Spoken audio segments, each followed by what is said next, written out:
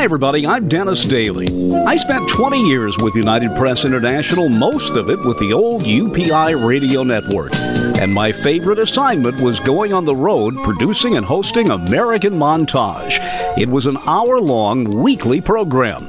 Now here's an edited version of one of those shows. During my years with UPI, I got to interview some pretty famous people and found out that the vast majority of them were very nice people also. I waited a long time to finally be granted an interview with Bob Hope. It was before one of his final television specials. I sat down and talked to Bob at his home in North Hollywood, and the first thing I wanted to mention to him is that on the special he worked with Angela Lansbury, and I thought it was the first time they had ever worked together. Been trying to get her for years, because I love her, and finally got her. She's a delight to work with. We did the Cole Porter, Did You Ever? You know that number. It ends, what a swell party. Did you ever? What swell partners we'd make. And we had a ball with that. Did a little song and dance with her. Yeah, right. Then you've got Garth Brooks, rising, phenomenal country star. Everyone loves him. That audience, they wouldn't stop applauding for him. Looking at it last night, looking at the film, he's got a voice that's got a little Crosby in him. Oh, must make you feel right at home. The bass part, you know? Mm-hmm. He got down there where there's a lot of money down there. That sure. Sort of mannish. Right. Very masculine stuff. Yeah. Mm-hmm. Then you've got, of course, Roseanne and her husband. Roseanne and Tom Arnold, yeah. You're doing a Robin Hood. Robin Hood, yeah. What is that like? Nutty. It's nutty. And then the one thing I'm really looking forward to, not only seeing the new people there, seeing the people you haven't worked with, but you've come up with really an anthology, it seems, of your past shows. That's right, because we're doing the first time. That was Rick Ludman's idea over at NBC. He said, do the first time. What do you mean?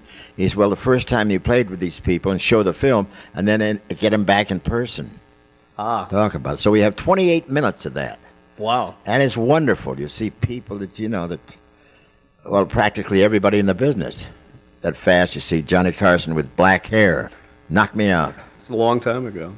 What does it feel like personally to see someone, maybe you didn't exactly give them their start, but you gave them exposure, and now they've really come into their own, and years later you go back and look at that? Well, if we used them, they were awful good. Mm-hmm.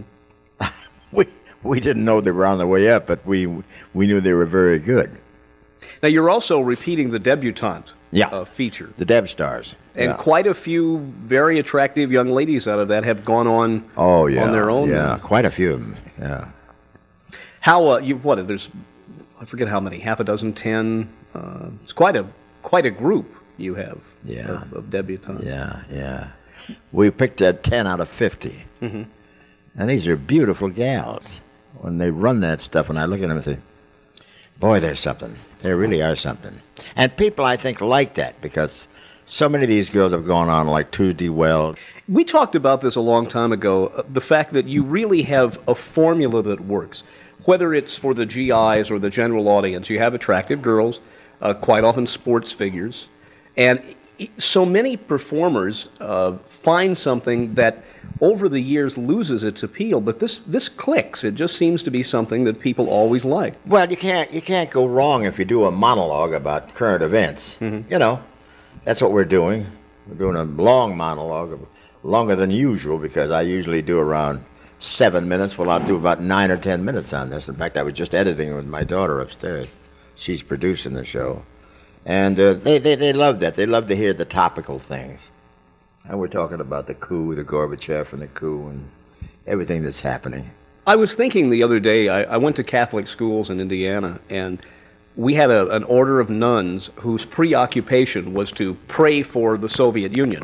And I can remember as a little kid, we'd get up every half hour, and we would pray for religious freedom in the Soviet Union, and it seemed as far away as going to the moon. Yeah. And now you look back, and it's almost breathtaking. And Russia's praying for the rest of the world. Right. And it's illegal to be a communist now in the Soviet Union, but you can be one here. But it's wonderful, isn't it? Yes. Yeah, great thing to think of those people. And then we don't have that enemy anymore. Mm-hmm. You gotta, I hate to stop But Reagan has a lot to do with this, you know, because when he was conferring with Gorbachev, you know, I think he made a very great friend of Gorbachev, because there was a news thing when he came out of the White House. He stopped his limousine on the street in Washington, got out and shook hands with strange people. I remember that. Did you ever see that? Yes, I remember that. I thought that was sensational, and that was the start of it. You know, that they wanted to be friends, and they want a government like ours. Yes, I was hearing Gorbachev quoting our Bill of Rights. Yeah. The other, and it was just. Yeah. Well, it's inconceivable. Well, he's a bright man. He won the Nobel Peace Prize, and you know all that stuff, and they don't make mistakes. Not to put words in your mouth, but every person who has been an entertainer, particularly in comedy, always says that it is a one-to-one. It's that building of even though you're up in front of a large audience, everyone there thinks that it's you. That's you and them, the relationship is. And you were talking about Reagan and Gorbachev. You have to build that bridge sometimes. Yeah, sure. So it's kind of a magic, I guess. So it's Thursday night. Thursday night, right, following Cheers, yeah. And you actually did the show Sunday, is that? And it's being put together now? Yeah, we're doing it now. In most of your shows, and I didn't have a chance to be there, it's, even though it may take a long time, you do it as one. You don't do it over 2 nights. It's as one performance, so you have the same audience. Right. So many shows anymore, it seems they do it till they get it right, and they cut up pieces from... Well, you know, luckily we timed it well, so we have just right time to edit, and then what we call sweeten, and then the show goes on. We sweeten on Wednesday, and the show goes on Thursday night. Now, if there's any kind of delay, it's a little different kind of a thing. You have to go back and look at it, and sure, you know. Well, this begins your 42nd year with NBC. You'll be happy to know they're not together anymore, but I have an RCA camera. And 53 years if you go back to the beginning of radio. That's right. That's right. Something I didn't realize, and I'll be 45 next year, so I just started watching television in rural Indiana in the early 50s. We could get one station in Louisville. That was all we had at the time. Yeah. But it was an NBC station. Is that you did weekly shows in radio, but when it came to television, it's always been specials that you've had time to put together. Exactly, because when I started, you know, they flirted with me so long, NBC, and I finally signed with them in 1950 for television. So they just kept sweetening the pot. And I said, finally, yes, I'll sign for 5 years. And I signed for 5 years. Then we did so well that we signed for another 5, then another 5, and another 5, you know. Get tired of signing after a while. That's right. And so it just went on, and it's just beautiful. Let me go back, if I may, for a while and ask something. That first show you did for the troops, it was May 6, 1941, 50 years ago. Yeah. I was reading your latest book. It seems as if all of a sudden something opened up to you that you felt something that you might not have felt before in your career. It was just to have been nothing special, right? Just to take the show out. Well, you know, we were doing our shows at Sunset and Vine, and the producer, Al Capstaff, said they want you down at March Field next week. I said, what's March Field? He said, that's an Air Force base in Riverside, California. I said, well, why? He said, well, they just want you down there. I didn't know he had a brother in the service down there. Luckily for me. Yes. You know, I found myself on a bus, and we went down there and did the show, and it was immense. The audience was so hot and beautiful, you know. I said, how long has this been going on? And then we went down to Camp Pendleton the next week, then San Diego. Then in December, war broke out. Then it became dramatic. Yes. And then we really went for 5 years all over the world. We did the shows, you know. And that's the luckiest thing that ever happened to me.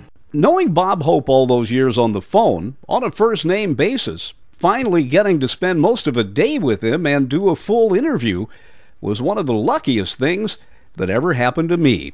Yes, with Bob Hope, what you saw was what you got.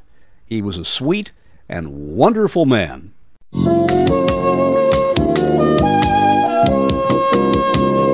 And there you have it, another edited episode of one of the American Montage programs prepared for the UPI Radio Network back in the 1980s and 90s. I'm Dennis Daly. Thanks for listening. Thanks for going with me this week. And check YouTube for more American Montage programs.